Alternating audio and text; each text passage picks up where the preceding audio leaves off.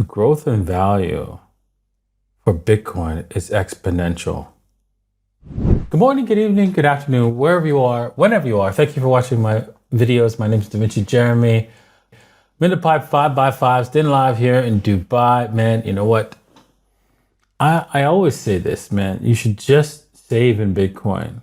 I don't say that about Ethereum. I mean, Ethereum will go up in value, right? Maybe even one day outperform Bitcoin, but that's irrelevant.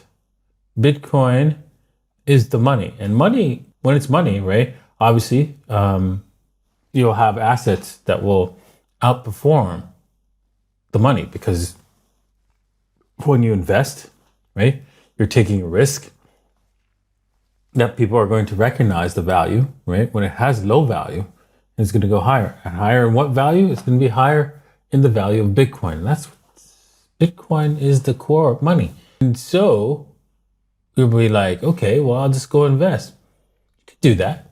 But Bitcoin will constantly increase in value over time so that you never have to worry about your savings disappearing, your value of your savings disappearing. That's the key point of Bitcoin. And that's why I love it so much. And we're going to be talking about that and more in today's episode, right? And then also doing some trading. And if you're interested in trading, you could head over to TOOBIT, right? You could head over to davincej15.com and you can sign up for access, right? You have to first go over to toobit.davincej15.com, but also click here and be a part of that. Also, I have on my website now, it should be on the menu. There it is, merge.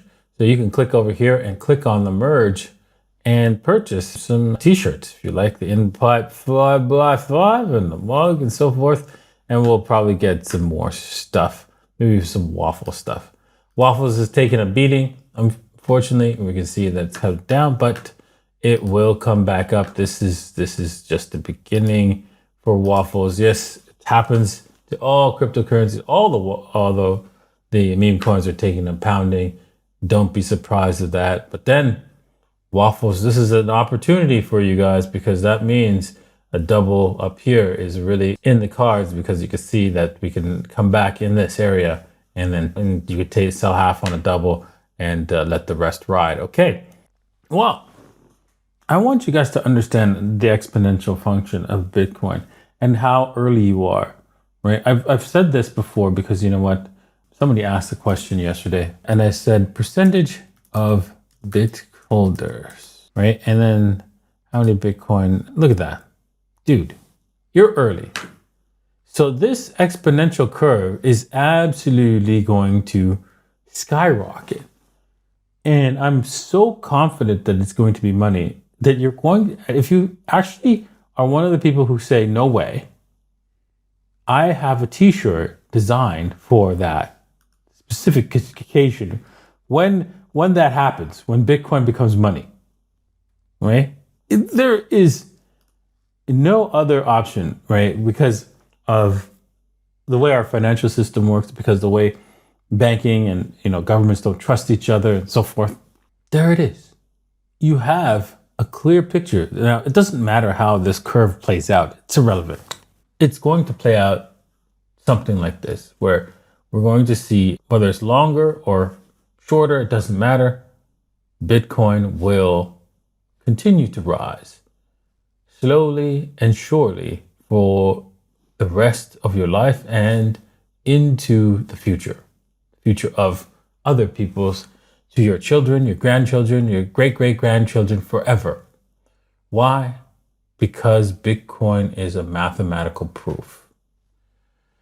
It's like gravitational constant. You'll know it's going to always be there. Now, JP Morgan questions the sustainability of the $12 billion crypto inflows. It's saying that, most of it, I'm just going to go quickly over this. It's just saying that most of it is just people changing from, I don't want to hold it anymore to ETFs, right? And other places, right? Like such as Grayscale.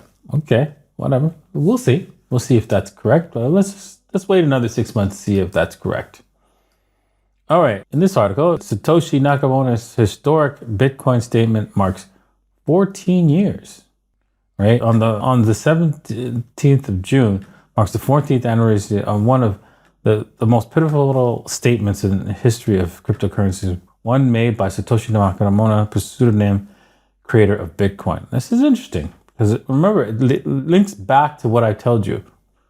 The nature of Bitcoin is such that once version 1 was released, the core design was set in stone for the rest of its lifetime. I want that to sink in for a second. Bitcoin 1.0 still works today.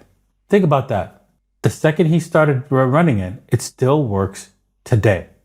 What's the important story of that? At 14 years later, the mathematics is still the same.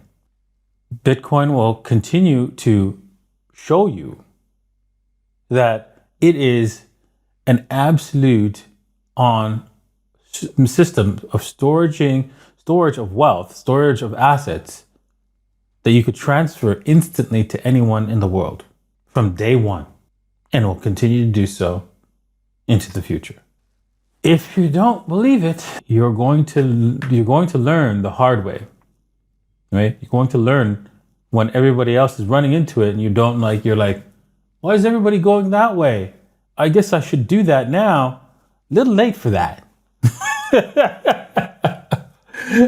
All right, Ledger CTOs on the security challenges of cryptocurrencies.